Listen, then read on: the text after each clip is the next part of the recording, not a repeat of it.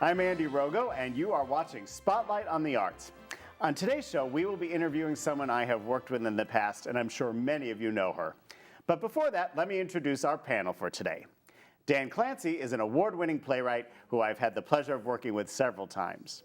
Michelle Solomon is the editor of MiamiArtZine.com, as well as a theater critic.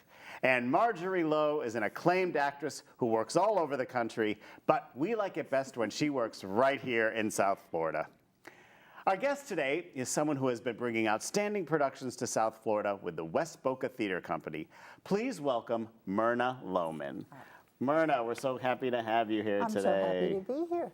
So, even though both Dan and I have worked with you several times, I don't think we really know. What is the history of West Boca Theatre Company? How did you come to found it, and how did you end up at the JCC in Boca? Actually, the JCC found me. Yeah. And it's actually almost really 17 years old, but it's never been a major venue. The first couple of years, it was, at that time, they used to call it, they didn't have the categories of professional and community. It was Showlight, or Showtime, I think it was called. So yeah, we're quote unquote professional without being equity. And that's how we started. And we were, in a sense, 1 to 2 programs a year, and or productions, I should say.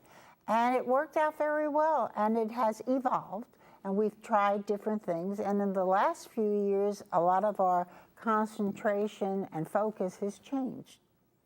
And what is your background in theater? How did they come to you? What were you doing in the area when they found you? Well, I had been in the area a long time in North Miami Beach for many, many years prior to going to the Boca Del Rey area. And I had worked mostly in the nonprofit world or in education. So in the sense that in the nonprofit world, I was known as a person who worked theater, arts, camp, all kinds of programs in terms of multi-dimensional.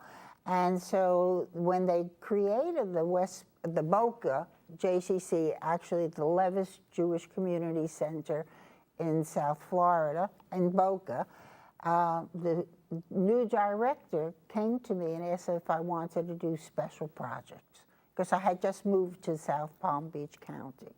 But before that, I'd been around a very long time. So are you in charge of picking seasons for them? Well, the season, quote unquote, is minimal. The production that I do, my greatest challenge is finding good plays. And my wisdom comes from 1, finding the show, and 2, finding the best director. And finding the show is recognizing playwrights who are exceptional and knowing something that my community, that being people from the JCC, will come to and basically, sponsor and or we didn't start off with Carbonell, but in the last, I guess, about 7, 8 years, we've been doing Carbonell eligible shows. Mm-hmm. And do you think, but you're not doing all Jewish plays though, No. right? Originally the focus, we try and do something with quote unquote Jewish content.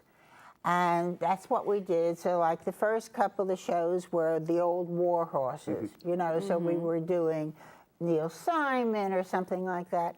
And then I personally, when it came time to start figuring out what I wanted to do, I thought it's not a matter of being Jewish per se, as human, and having the family connection, the value systems that Jews are best known for. And what we did do that was specifically Jewish is we started a number of years ago a program called Short Plays with Jewish themes. So it was a competition. And we did it with, the short play had to be anywhere between 8 to 20 minutes, and it had to have a Jewish theme. And we had people actually submit shows from New Zealand, Israel, Australia. The first year we did it we had about 20, 25. By the last year, we were running over 60 plays, and it was wonderful. And of course, there were some people who submitted plays, and their concept of Jewish morality or Jewish theme was the two characters were named Sadie and Sam. And then, unfortunately, we eventually had to discontinue it because we lost our funding. A key in all kinds of nonprofit organizations is having the funding. Yeah. But it was very successful, and even today, when I go places, I'll have former people who have submitted on entries to me ask, when are you going to do again? Because we gave very nice prizes. There's a commitment from the JCC to have a theater company, and I find that at your JCC, I find that remarkable. I mean, is that something that is obviously really important for them to provide to their community? I think theater is one component of the arts that they try to prevent. In our particular case, we have a facility called the Sandler Center, which is a separate building, which primarily is doing all kinds of arts and culture series for predominantly senior citizens, but not totally.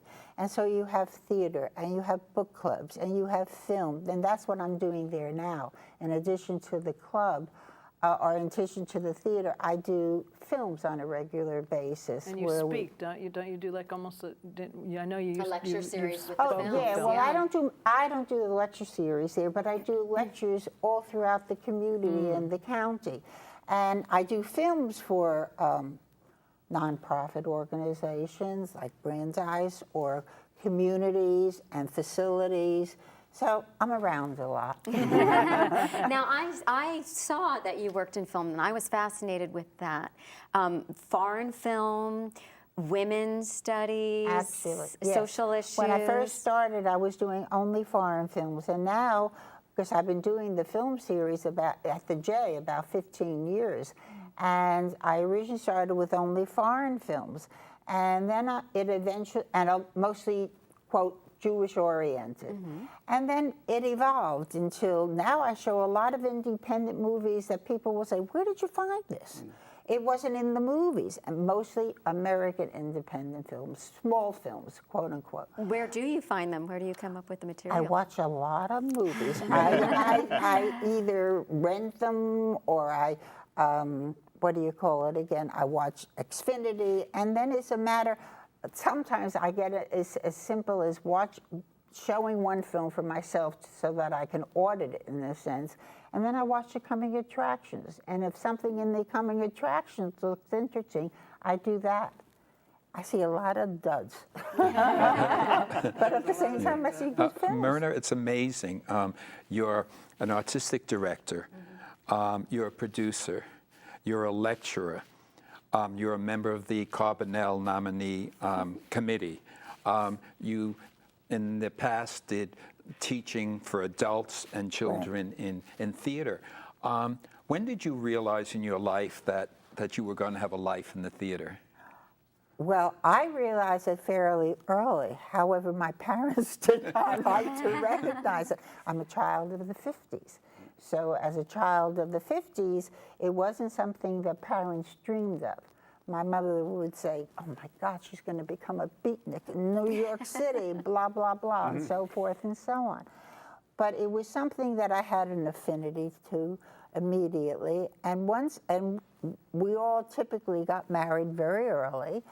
But so the first thing I did is I started teaching, and I was teaching theater, either through literature, because I taught high school. I started teaching, I was 3 years older than my students, actually.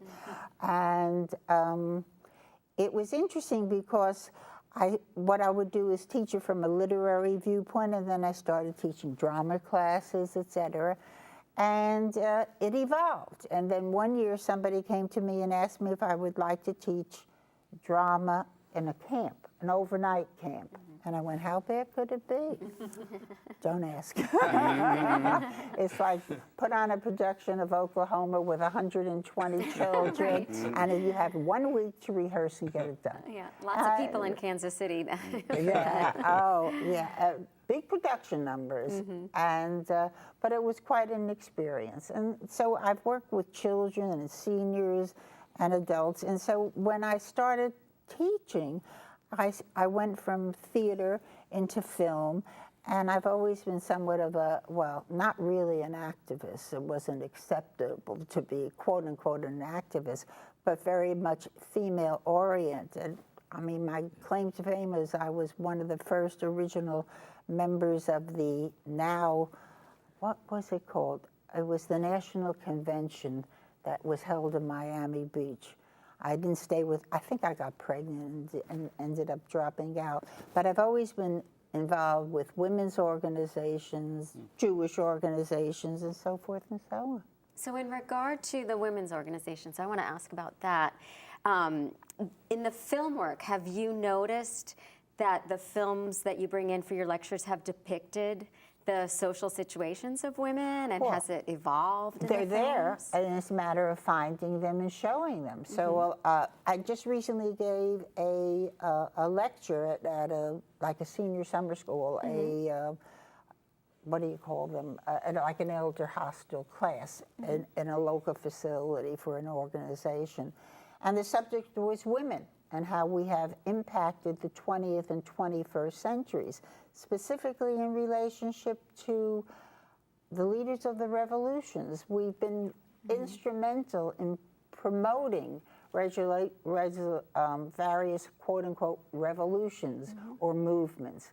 So whether it was women's liberation, sexual revolution, even something as simple as the unions. They came about because in the early 1900s of the Triangle Fire, which involved women and young girls, and it was the spark that started the union movement from that. And then, of course, the civil rights with the bus situation, and it's evolving. It's going on and on. Still going on now with the Me Too movement. Absolutely, and it's interesting as you think of it in terms of, and in fact, one of the first literature courses I taught was in the early 60s, and I wanted to do it on women. And I thought, well, Friedan had written her book, and a couple of the others had just started, and I thought, well, what do I use as a source? And my brother at that time was a professor at Goucher College, which was a women's school, and I said to him, I don't know where to find literature. I want to use something that will show how women have evolved or been depicted. And he had a fellow faculty member who had just gotten a syllabus together. Because when I talked to my class, I would say, we have to do things talking about the evolution of women in our society and so forth. And it was a very exciting kind of, I was probably one of the first, at least in Dade County or in South Florida, that was doing it. And it all came from a very, very simple, Miami-Dade Community College started a group called CCEW, which was the Council of Continuing Education for Women. This was early 1960s. Nobody had it. It was the first place was Miami-Dade. And it was interesting because it started someplace in the Midwest, I don't remember where, and they called themselves the Rusty Ladies. And because That sounds like a good name for a play. Isn't that wonderful? The Rusty Ladies. The Rusty And what they Ladies. did is get Very a good, group of women, and housewives, and they said they went to their local community college, and they said, we want to take courses. We don't want to, quote unquote, vegetate. So they started this class and so forth and so on, and it started in the Midwest. And one day I was talking to one of my friends, and she said, I'm going to a class. And I said, where? Where's the class? There were no classes for women at the time. And she said, well, it's down at the museum in Miami. And I went, okay. Now, I lived in North Miami Beach. It was an hour ride each way, at least. And I went, I'll go. And I went down, and I took this class. And I said to the coordinator, why don't you have things in North Dade? And she said, nobody's interested. And I went, that's not true. That's not true. And she said, really? And I went, really? And she said, can you get 15 people to come to a class? I said, you find the place, and there were always churches or temples or schools. I said, you find the church and the teacher, I'll find the people. She said, you have to have at least 15. And I went, fine, I promise. So the first class, we had 45 people. Wow. And it just sprung in all of North Dade. And then the next year, they asked me to start teaching classes. So I tried to focus on women, but not always, you know. How did you end up in South Florida? My husband. Actually, my It's either the son parents, or your- my parents, my father always had the dream to come to South Florida. And I remember for my wedding, which was up north in New Jersey, I had to send an invitation to my father, who was looking for a business in South Florida. And my husband was actually on a conference someplace, but my father wanted to come here, and my husband always wanted to come So here. you've been here for a bit.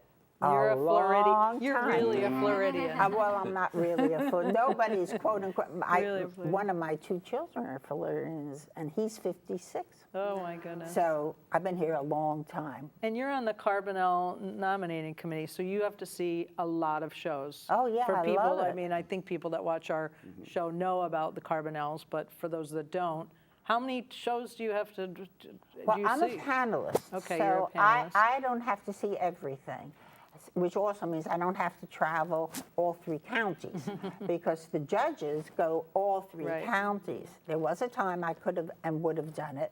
Now I'm a little bit more reticent about traveling. So at what's your night. role? What do you, what, Well, what's your, as a panelist, there's 6 people that are selected from the group as a panelist, and we're assigned to see the opening weekend, the various shows, and then we have the criteria, which is the, what would you call it, the ballot.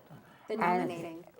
Yeah, as a and we nominate predicated upon what we've seen, what we like, and then if a certain number of people within that 6, either 3 out of 6 or 4 out of 6, pick certain specific categories, then it goes to the judges. What do and you- they travel all over. what do you look for? I mean, what's like what would be your personal criteria to say? Well, the criteria is set for me by the Carbonell. But in other words, when I go, I have to look what's, would you consider, and that's basically what, as a panelist, we do.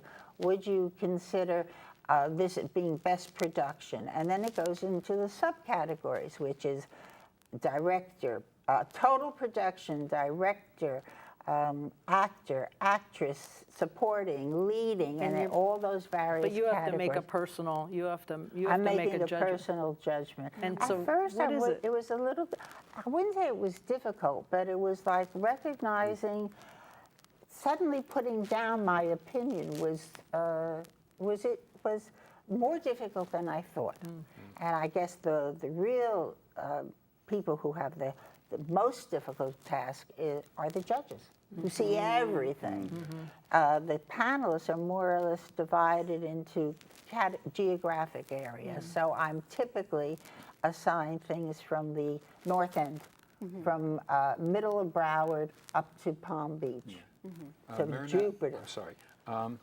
One of the reasons a lot of theater companies are successful is because they know their audience. So what is your audience telling you what they want to see? I don't know whether they're telling me or I'm subjecting them. It's true. But, well, you have, my audience, of course, is predominantly Jewish, not totally. But they're also, by and large, very educated, sophisticated theater goers. Many, if not most, have coming from New York or from cosmopolitan, metropolitan areas. And I have found, particularly in the last couple of years, I have been very fortunate in the sense of, I feel that my major talent is selecting the right play and the right director and then just let it go. I try not to hover too high, but you have to particularly know the audience in the sense they like comedy, they like Jewish identity, I can give it to them, but it's really, they like provocative plays that also illustrate the human condition, the family, and all the aspects are part. And then very often I will do question and answers afterwards. I've had Dan last 3 plays, right? Timekeepers and Middletown, and we're going to be doing At Home. How did you find Middletown? How did you find Dan? I went to, I have a couple of friends in the theater community, and Middletown I actually found at a reading at Lynn University, right? And Michael McKeever, he's been a director and, An actor and a playwright. He's been primarily a playwright and an actor. He hasn't directed for me. And I've used a couple of his plays. And Andy, I worked with Island City Stage. And what we did is we were fortunate enough to see Timekeepers and Daniel's husband, and literally bring it, first they did there, and then we came to me, because I thought one of the important things for my community is having access to good theater that they would not normally go. They don't go down to Broward. Right. Or a few will go, but they don't venture very far necessarily. So if you could ask the JCC to give you anything for West Boca Theatre Company, what would you ask them for? Like, what is your vision for West Boca? How would you like to see it grow? Well, how should I say, the facility of the Sandler Center, which is the building that most of our program, cultural and arts programming, comes from.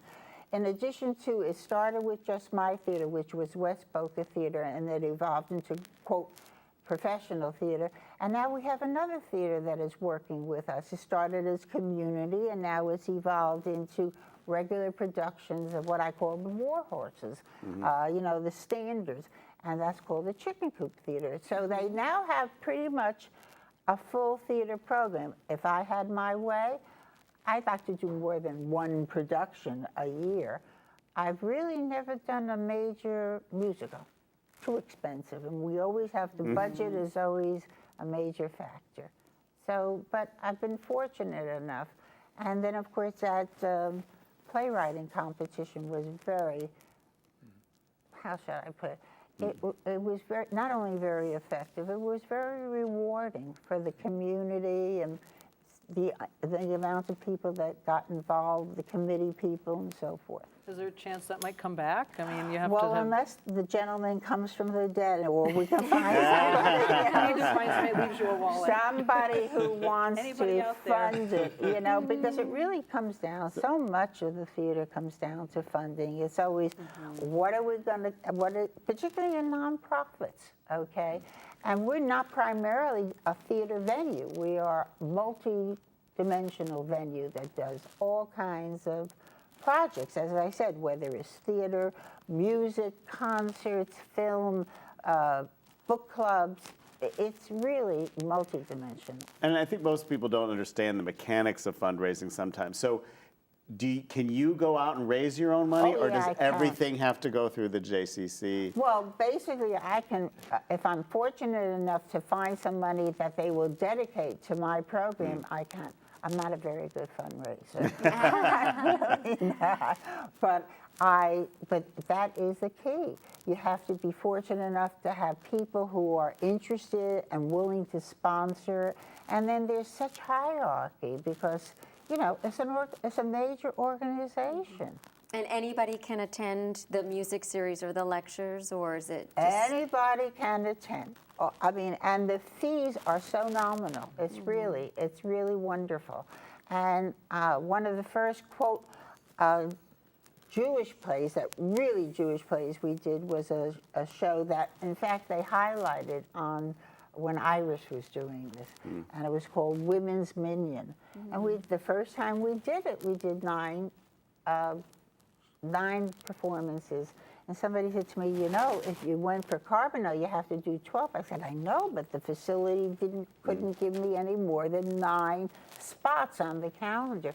so we brought it back the following year. And it was wonderful because we had such fabulous response from the community. So we've been lucky, and it's a matter of timing and being as diverse as possible. You know, as a playwright, I really need to thank you for not playing it safe and doing new plays, because there are very few companies are doing that. And not only are you doing new plays, but you're doing world premiere of new plays. What attracts you to new works? I think the novelty and in my estimation, it's exciting to be part of something brand new. And I often say to the people when I'm doing my promo in front of different groups, et cetera, there's going to be a time when you're going to say, oh, I could have seen that at my JCC and I missed it. And it's funny because if Michael were here, I'm sure. Well, it's interesting because after Daniel's husband was at Island City, it then came to the Boca J, and it was very interesting because I believe, and Michael concurs, it was a woman in our audience who saw Daniel's husband and called the producer that she knew up north. And I still am trying to find her name. So, We Myrna, will eventually, but if it's people, been wonderful. our audience, wants to find you, how would they best find you? Well, Website or You mean personally or the organization? the organization? No, it's not. The best place is we're part of the Sandler Center, which is part of the Rose and Levis, Levis. It looks like Levi's, but it's Rose and Adolf Levis Jewish Community Center in Boca Raton. Great. And we perform at the Sandler Center. Lots of stuff going on. Great. Well, thank you, Myrna. Unfortunately, we have to bring this conversation to a close. There just never seems to be enough time. I want to thank our panel today for their thought-provoking questions, and I would like to thank our guest, Myrna Loman. Spotlight on the Arts is a TV show that belongs to you, the community. So please feel free to email us and let us know what you think. Just send an email to spotlightonthearts@browardschools.com. And don't forget to check out our favorite websites for the arts. They are miamiartzine.com, where you can find out all that is happening in the arts scene, and floridatheateronstage.com, where you can see reviews and check out the arts calendar for information on all the local theaters of South Florida. I also want to thank you for watching us today. Join us here each week for our weekly conversation about the arts. And remember, go to the theater.